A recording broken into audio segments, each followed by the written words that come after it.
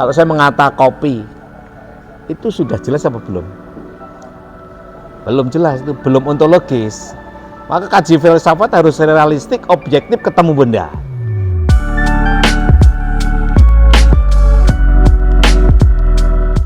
Taib, bismillahirrahmanirrahim. Assalamualaikum warahmatullahi wabarakatuh. Alhamdulillahirrabbilalamin. Wassalatu wassalamu ala sayyidina Muhammad wa ala alihi wa sahbihi ajma'in.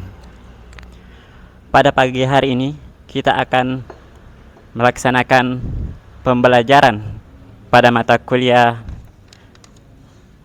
Filsafat Ilmu Integrasi Agama dan Sains bersama Bapak Prof. Dr. Imam Muslim. Bapak Dr. Imam Muslimin.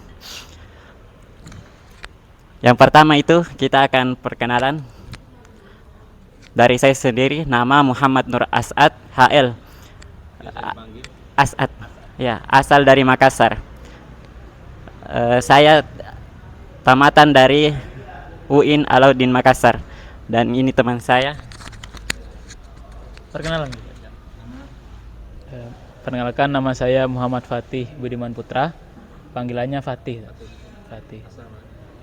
Asal asli Probolinggo, kuliahnya S1 di UIN Jember. Udah nyalain. Nama saya Gilang Wairul Mursid, asal dari Lamongan. Biasa dipanggil Gilang. S1 kemarin saya di UIN Malang. Perkenalkan, nama saya Kholidatun Nur Wahidiyah, bisa dipanggil Kholida, asal dari Tangerang. S1 UIN Malang. Baik, itu mungkin perkenalan singkat dari teman-teman kami. Selanjutnya kami persilahkan kepada Bapak Prof. Dr.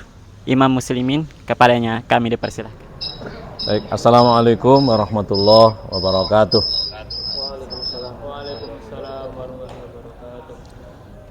Bismillah, alhamdulillah, wassalatu wassalamu ala man la nabiyya ba'dah, sayyidina wa maulana wa habibina wa syafi'ina qurrati a'yunina Muhammad ibn Abdullah wa ala alihi wa ashabihi wa asba'ihi wa man tabi'a huda ila yaumil qiyamah. Amma ba'du. Para mahasiswa yang saya cintai, uhibbukum fillah, insyaallah.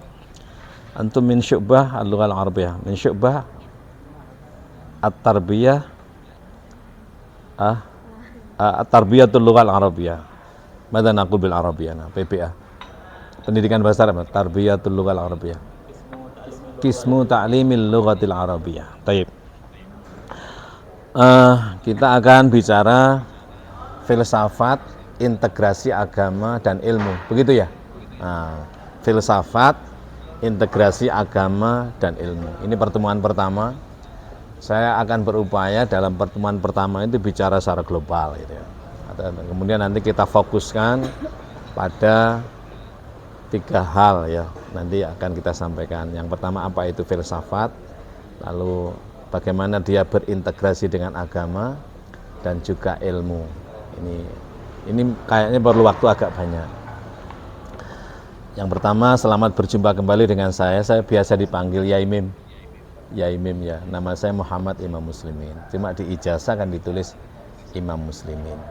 Sehingga nama Muhammadnya nggak ada. Yang terkenal dipanggil Pak Muslimin, Pak Imam. Tapi sekarang akhir-akhir ini karena nama artis saya itu Yaimim. Artis YouTube, YouTuber. Jadi apapun yang saya kuliahkan, baik di S1, S2 maupun S3, itu bisa dibuka di dalam channel YouTube Yaimim Official. Jadi silahkan ditonton dan jangan lupa untuk subscribe dan atau share. itu sedekah. Baik. Belajar filsafat atau mengkaji filsafat itu dari S1, S2, dan S3 itu sama. Dari zaman dulu dan bahkan mungkin sampai nanti ya, kapan itu sama. Kalau kita bicara filsafat itu hanya bicara 3. Apa, bagaimana, untuk apa. Dari zaman mulai saya belajar filsafat sampai itu terus belajar, itu ya filsafat ya itu aja. Apa, bagaimana, untuk apa. Apa itu what, bagaimana itu apa? How, terus untuk apa itu what for, ya toh. Jadi apa itu kemudian lahirlah namanya realistik nanti, lalu realistik itu melahirkan objektif. Nah, lalu bagaimana itu melahirkan faktualistik, ya toh. Lalu lahirlah namanya subjektivitas dan lain sebagainya. Nah, ini teori-teori subjektivitas, objektivitas, faktualitas itu dari akar dari pondasi filsafat apa, bagaimana, untuk apa ini. Kalau dalam kaji filsafat apa itu kan istilahnya kan ontologis. Ontologis kan? Jadi apa itu realistik, apa adanya, objektif. Yang namanya apa ya apa, nggak pernah dia berubah. Nanti akan lahir dari sini kebenaran, lalu kebaikan, nilai itu adalah objektif. Nah, dari sini nanti tokohnya Max Weber ya misalnya. Ya, nanti objektif tokohnya Emil Durkheim. Penganutnya disebut dengan Durkheimian. Ini kan itu ada, sudah saya bahas berkali-kali. Dari zaman dulu tak bolan baleni ya wis ngono wae ngono lho. Sampai dalam tanda kutip sampai ngelontok mbuh ilang mbuh kelet mbuh. Pokoknya saking gitulah. Jadi kalau kita bicara filsafat itu hanya 3 landasannya, adalah apa, ontologis atau bagaimana itu memperlakukan, epistemologis, untuk apa, nilai guna atau manfaat, namanya aksiologis. Maka kajian filsafat itu 3 ini, ontologis, epistemologis, aksiologis. Diwalik-walik bolak-balik sama aja. Nanti ketika kita bicara ontologis, di situ ada epistemologis, ada aksiologis. Ketika bicara epistemologis, nanti akan terdapat ontologis, epistemologis, aksiologis. Ketika bicara aksiologis, ya pasti nanti ontologis, epistemologis, aksiologis. Ya, pokoknya bicara apa, realitas, bagaimana dirimu, faktamu, ya, kemudian nilai guna. Contohnya, contoh ringannya misalnya, apa itu, kalau kita, apa itu kan kopi misalnya, kopi, ini kan, kalau hanya kopi, enggak jelas kan? Kalau saya mengata kopi, itu sudah jelas apa belum? Belum jelas, itu belum ontologis. Maka kaji filsafat harus realistik, objektif, ketemu benda. Kaji ontologis itu realistik, objektif, ketemu bendanya. Bukan kata-kata. Realistik, objektif, berjumpa dengan benda terhadap kata. Kopi, kata kopi ini belum menunjuk ini. Dalam bahasa kita namanya isim nakiroh, ya tak? Isim nakirah itu kebalikan daripada isim ma'rifah. Kalau ditarik dalam agama, kalau Anda nakirah akan menjadi mungkar. Ya toh? Tapi kalau ma'rifah nggak bisa mungkar. Ditarik pada teologis misalnya, kalau Anda nasi nakirah akan berjumpa dengan malaikat mungkar dan nakir. Kalau ma'rifah nggak ketemu itu loh. Kalau ma'rifah nggak ketemu mungkar nakir. Maka ketika datangnya ma'rifah, hilangnya nakiro. Ketika tidak ada ma'rifah, ada nakiro. Ya toh? Kalau gerakan itu terjadi, maka diam tidak ada. Kalau gerakan itu berhenti, yang terjadi diam. Namanya teori kontradiksi. Pelan-pelan ya. Jadi realistik, objektif, apa adanya, berjumpa dengan benda, itulah berpikir ontologis, berpikir filosofis dalam aspek ontologis. Apa? Harus jelas. Kalau saya mengatakan kopi, itu belum tertentu, masih karena bisa kopi yang masih di pohon, bisa pohon kopi, atau kopi yang belum jadi, atau kopi yang siap diminum yang sebenarnya bukan kopi lagi, unsurnya ya ini fiha anasir katsirah. Nah, yata'allaq aw ma yashmulu fiha masalan alma wal bunul qahwah wasukar wal qub wa halumajaro. Nah, kalau coba sampean katakan kopi, loh padahal ini bukan kopi loh. Ini unsurnya banyak, air, gula, terus apa? Gelundungan kopi itu albun ya. Albun ada cangkirnya. Nah, nanti dalam kajian ini namanya kalam ijaz ya toh. Dalam kajian kalian disebut dengan ijaz.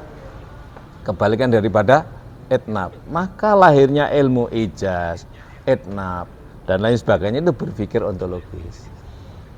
Oleh karena itu kalau Anda belajar balaghah bertemu dengan namanya ijaz wal etnab ya toh, itu sebenarnya berpikir ontologis.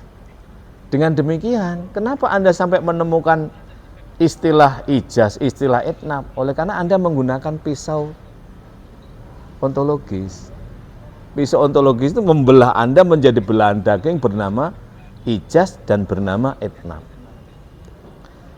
Maka semakin tajam ontologismu, Anda akan bisa membuat ijaz, isti'arah, bisa membuat etnab, bisa membuat apa namanya lagi, belahan-belahan itu, sate, gulai, apa aja. Gitu.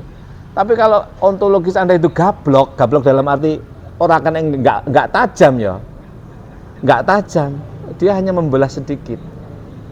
Oleh karena itu filsafat itu sebenarnya pisau, disebut namanya pisau analisa. Semakin tajam pisaumu, analisamu semakin banyak varian yang dilahirkan. Semakin tajam ontologismu, maka Anda akan bisa membuat apa-apa banyak gitu. Nah, kalau gablok belah dua aja. Itu kangelan. Tapi kalau tipis bisa dibikin apa seliwir-seliwir, bisa dibikin apa aja. Sehingga lahirnya apa banyak. Semakin tajam analisa, semakin tajam ontologismu, cara berpikir ontologismu akan lahir ontologis yang semakin banyak. Dan ini maka nanti filsafat akan melahirkan orang yang arif, lanjutannya bijaksana, tidak bijak sini. Jadi arif itu bijak, berlaku bijak terhadap di luar. Maka bukan bijak sini. Kalau bijak sini itu namanya belum ontologis. Nah, orang belajar filsafat puncaknya itu, yaitu lahirnya orang yang pribadi arif, bijaksana. Maka dalam bahasa Yunani itu berasal dari kata philos dan apa? Philos dan Sophie kan, Sophia ya. Nah, Sophia itu apa? Cinta ilmu kan, artinya cinta ilmu, ala hikmah dan lain sebagainya di balik sesuatu. Baik. Saya kembali, kopi ini harus jelas. Nah, maka saya katakan kopi ini barangnya, ini unsurnya. Maka pengertian itu terdapat pada benda, bukan kata-kata. Bukan kopi itu, bukan kopi ini, sekalipun itu bernama kopi, tapi yang saya maksud adalah kopi ini. Kalau saya mengatakan kopi, saya harus mampu menunjukkan kopi yang saya, yaitu bendanya ini. Gelasnya, cangkirnya berwarna ini, bukan itu. Kenapa? Bukan itu. Ya ini ismun muayyanun ini ya. Sebutan yang harus jelas tertentu kan. Muayyan itu ya ta'allaq bil makan, ya ta'allaq bi al miqyas, ya ta'allaq bi matanya bi maujudil wujud. bahasa tasawufnya itu harus sesuai dengan adanya ada itu loh. Bukan adanya yang ada sana loh ya. Adanya ada inilah ma'rifah. Maka orang makrifah itu ya itu sudah dirinya. Nanti kaitannya dengan integrasi agama ya nanti ya. Bisa diikuti ya. Enggak ngikuti enggak apa-apa, yang ngrungokno wae sik.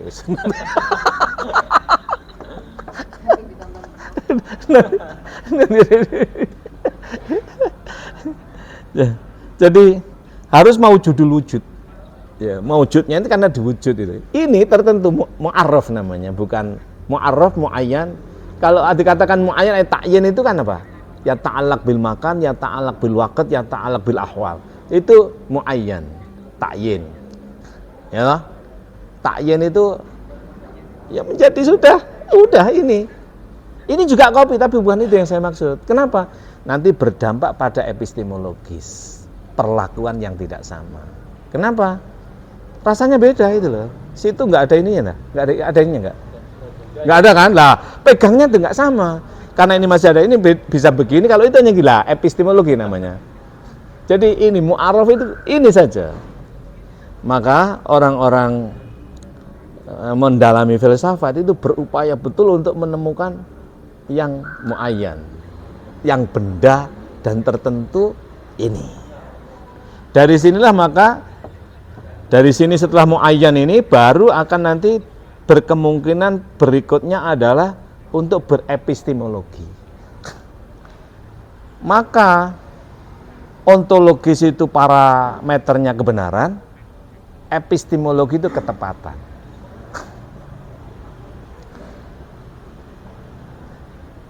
Jadi ontologis itu munasabahnya bahasa kita ya, kalau bahasa yang bahasa Arab.